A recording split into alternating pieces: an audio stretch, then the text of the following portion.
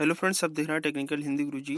Friends, ये video Q&A के ऊपर है। जी हाँ फ्रेंड्स, ये क्यूएनए 4।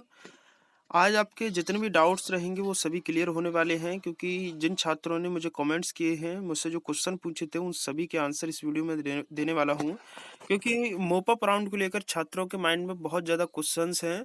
क्योंकि मैं आपको बता दूं कि आज 8 दिसंबर है और जो सेकंड राउंड में जिन छात्रों को कॉलेज अलॉट हुए थे ऑल इंडिया कोटा के, उनकी रिपोर्ट करने की डेट आज लास्ट है। तो जिन छात्रों को सेकंड राउंड में कॉलेज मिला था वो छात्र आज उनकी लास्ट डेट है, रिपोर्ट कर सकते हैं। उसके बाद 10 दिसंबर से मोप अप राउंड की रजिस्ट्रेशन शुरू होने वाले हैं। तो आपके जितने भी डाउट्स हैं इस वीडियो में क्लियर करेंगे। और फ्रेंड्स, अभी तक आपने वीडियो को लाइक नहीं किया, वीडियो को लाइक कर दीजिएगा और टेक्निकल हिंदी न्यूज़ चैनल को सब्सक्राइब नहीं किया तो कर लें। साथ ही बेल आइकन को प्रेस कर लें, क्योंकि आप सभी को पता है कि नीट की प्रत्येक अपडेट आपको टेक्निकल हिंदी न्यूज़ चैनल के माध्यम से दी जाती है। तो देखिए फ्रेंड्स, यहाँ पर पहला क्वेश्चन पूछा है जितेंद्र सैनी ने कि यहाँ पर सर, ऑल इंडिया कोटा के फर्स्ट एंड सेकंड राउंड में सीट नहीं मिली तो क्या मोपअप के लिए दोबारा रजिस्ट्रेशन करना पड़ेगा? देखिए, मैं आपको बता दूं, अगर आपने ऑल इंडिया कोटा में पार्टिसिपेट किया है, फर्स्ट राउंड में किया था लेकिन आपको सीट नहीं मिल पाई, सेकंड राउंड में भी पार्टिसिपेट किया लेकिन सीट नहीं मिल पाई, तो आपको मोपअप राउंड में सेकंड रजिस्ट्रेशन की कोई आवश्यकता नहीं होगी। क्योंकि मैं फ्रेंड्स आपको बता दूं, ये जो फर्स्ट राउंड और सेकंड राउंड होता है, इसमें आप पेमेंट भी करते हैं, सिक्योरिटी फी भी सबमिट करते हैं। तो आपको मोपअप राउंड में सिक्योरिटी फीस सबमिट करने की कोई आवश्यकता नहीं होती। जो आपने इसमें फीस सबमिट की है, तो आपको फी जो है मोपअप राउंड में भी वही फीस आपका वर्क करेगी।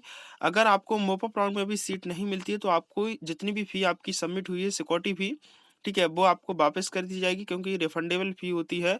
और काउंसलिंग की रजिस्ट्रेशन फी जो होती है वो नॉन रिफंडेबल होती है, वो आपको वापस नहीं दी जाएगी।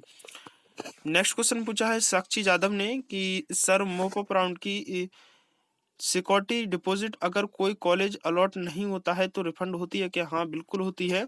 मैं आपको बता दूं कि जो आपका मोपअप राउंड है, अगर आप इसमें सिक्योरिटी फी सबमिट करते हैं, अगर आपको कोई कॉलेज नहीं मिलता है, तो आपकी जितनी भी फी है सिक्योरिटी फी, वो आपकी वापस हो जाएगी।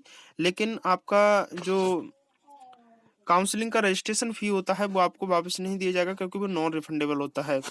ऐसे ही फ्रेंड्स, मैं आपको यहाँ पर बता दूं कि अगर मोपअप राउंड में आपको सीट मिल जाती है, ठीक है, अगर मोपअप राउंड में आपको सीट मिल जाती है तो आपने एडमिशन नहीं लिया, मोपअप राउंड में सीट मिलने के बाद, तो आपकी सिक्योरिटी फी जो होती है वो आपको नहीं मिलेगी। लेकिन वही कंडीशन होती है ऑल इंडिया कोटा के सेकंड राउंड की। फर्स्ट राउंड जो होता है वो एग्जिट फ्री एग्जिट होता है, इसलिए उसमें फीस आपको वापस दी जाती है।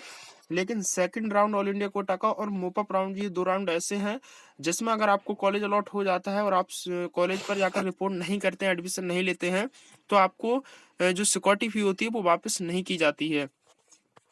नेक्स्ट क्वेश्चन पूछा है अरुण कुमार यादव जी ने। इन्होंने पूछा है कि I have participated in second round but not selected deemed university. इन्होंने but now I want to participate mop-up round with deemed university choice. What I have to do in this regard? I have submitted 5,000 security. जी हाँ, mop-up round में बिल्कुल deemed के लिए participate करा सकते हैं, क्योंकि मोपअप राउंड में एक आपका कॉलेज जो रहते हैं यूनिवर्सिटी, वो एक डीम्ड यूनिवर्सिटी रहती है। एम्स पार्टिसिपेट करता है मोपअप राउंड में। उसके बाद आपका जो बीएचयू वगैरह होती है वो सभी करते हैं। स्टेट में गवर्नमेंट जो भी कॉलेज होते हैं वो सभी करते हैं। तो आप इसमें पार्टिसिपेट कर सकते हैं। जिपमर भी इसमें पार्टिसिपेट करता है, तो आप इसके लिए पार्टिसिपेट कर सकते हैं डीम्ड यूनिवर्सिटी के मोपअप राउंड के साथ। नेक्स्ट क्वेश्चन पूछा है सुरेंद्र नरवाल ने कि सर, 535 एससी कैटेगरी में मोपअप राउंड में सीट मिल सकती है क्या? 535 एससी कैटेगरी की है, मोपअप राउंड में सीट मिल सकती है क्या? मुझे एमसीसी सेकंड राउंड में सीट अलॉट तो हुई, पर मैंने रिपोर्ट नहीं किया, मुझे दोबारा रजिस्टर करना होगा क्या मोपअप राउंड के लिए? जी हाँ फ्रेंड्स, अगर आपको सेकंड राउंड में सीट अलॉट हुई थी, लेकिन आपने अलॉट जो है कॉलेज में जाकर के सीट अलॉट होने के बाद रिपोर्ट नहीं किया है, तो पहली तो कंडीशन ये है कि आपने जो सिक्योरिटी फी सबमिट की थी सेकंड राउंड में, वो आपकी सिक्योरिटी फी आपको वापस नहीं मिलेगी। दूसरी कंडीशन ये है कि आपको रजिस्ट्रेशन कर सकते हैं, ठीक है, आप रजिस्ट्रेशन कर सकते हैं मोपअप राउंड में, लेकिन आपको सेकंड राउंड की जो सिक्योरिटी फी है वो आपको वापस नहीं दी जाएगी। अगर आप एडमिशन ले लेते हैं तो आप मोपअप राउंड के लिए एलिजिबल नहीं रहेंगे, और आपकी जो सिक्योरिटी फी है वो आपके ट्यूशन फी में ऐड हो जाएगी। लेकिन अगर आपने एडमिशन नहीं लिया है तो आपकी जो सिक्योरिटी फी है वो आपको वापस नहीं दी जाएगी। यही कंडीशन रहती है मोपअप राउंड में भी। उसके बाद नेक्स्ट क्वेश्चन पूछा है धर्मेंद्र सिंघल ने कि सर मॉप अप राउंड में दूसरे स्टेट में कैसे पढ़ ले।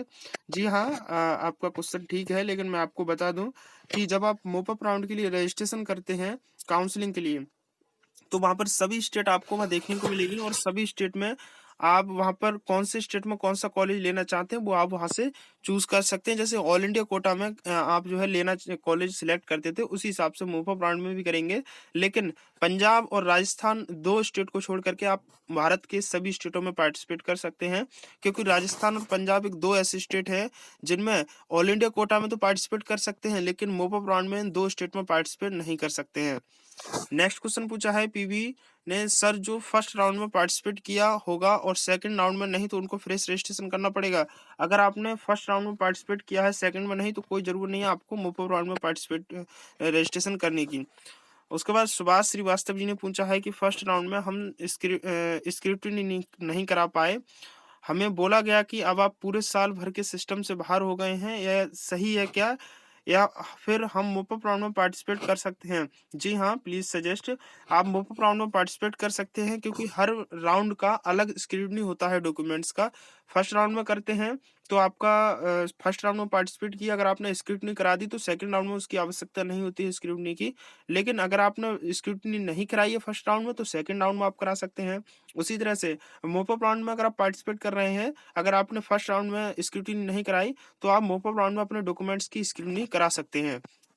उसके बाद नेक्स्ट क्वेश्चन पूछा है सुल्तान खान जी ने कि 604 मार्क्स से एयर रैंक उनकी 17,956, राजस्थान स्टेट में गवर्नमेंट कॉलेज मिलने के चांस है सेकंड राउंड में या मोप अप राउंड में।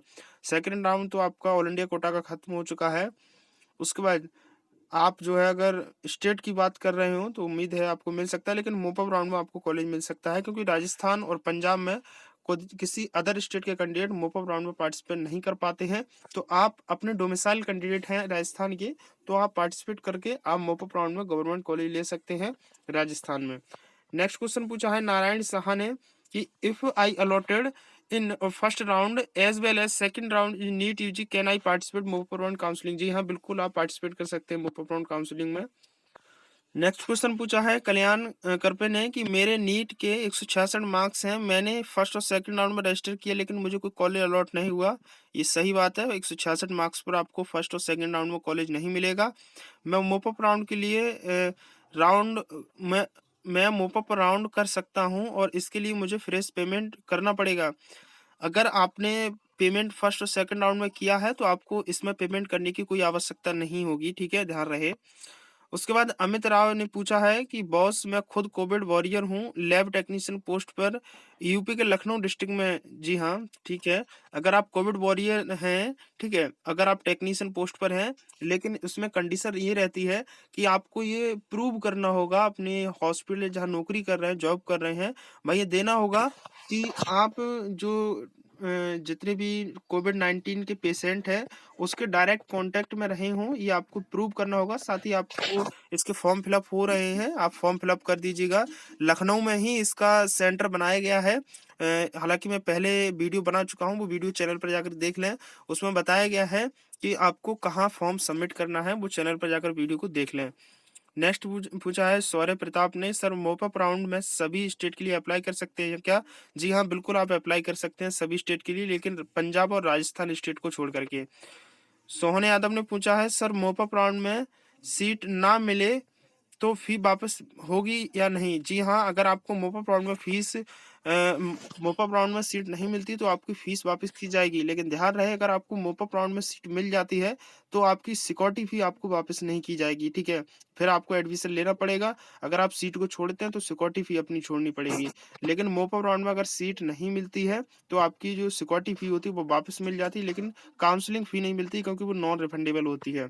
नेक्स्ट क्वेश्चन सोहन यादव ने पूछा है कि मोपअप के लिए फ्रेश रजिस्ट्रेशन करना होगा।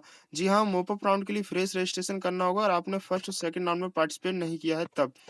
उसके बाद नेक्स्ट क्वेश्चन पूछा है सोहन यादव ने कि सर सेकंड राउंड में सीट मिली तो रजिस्ट्रेशन करना हो, सीट नहीं मिली सेकंड राउंड में। जी हाँ, अगर आपको सेकंड राउंड में सीट नहीं मिली है तो मोपअप राउंड में रजिस्ट्रेशन ना करें, उसी रजिस्ट्रेशन से आपका काम हो जाएगा और आप चॉइस फिलिंग डायरेक्ट करें। उसके बाद बानीकर सिराज ने पूछा है कि सर नीट स्कोर 193 है, कास्ट ओबीसी है, मेरी महाराष्ट्र से बिलोंग करते हैं, प्लीज मुझे कौन सा स्टेट और कौन सा कॉलेज एडमिशन मिलेगा अंडर मोपो राउंड।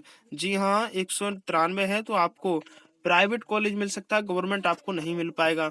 नेक्स्ट क्वेश्चन पूछा है काशीनाथ राठौड़ ने कि सर माई एसटी कैंडिडेट हैं, तेलंगाना से बिलोंग करता हूँ, मेरी स्कोर 401 है, ऑल इंडिया कोटा मोपो राउंड में पार्टिसिपेट करने के लिए चांस है, मुझे एमबीबीएस सीट मिलेगी या फिर नहीं।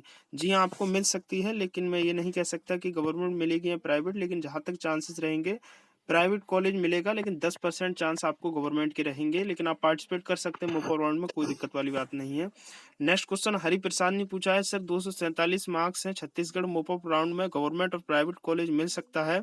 फर्स्ट राउंड में स्टेट कोटा में रजिस्टर कराया था बट सेकंड राउंड में नहीं, मोप अप राउंड में पार्टिसिपेट कर सकता हूं प्लीज। जी हाँ, मोप अप राउंड में पार्टिसिपेट कर सकते हैं, लेकिन ध्यान रहे आपको अगर कॉलेज अलॉट हो गया है, अगर आपने एडमिशन ले लिया तो आप मोप अप राउंड के लिए एलिजिबल नहीं रहेंगे, अगर आपने एडमिशन नहीं लिया तो मोप अप राउंड के लिए आप एलिजिबल हैं।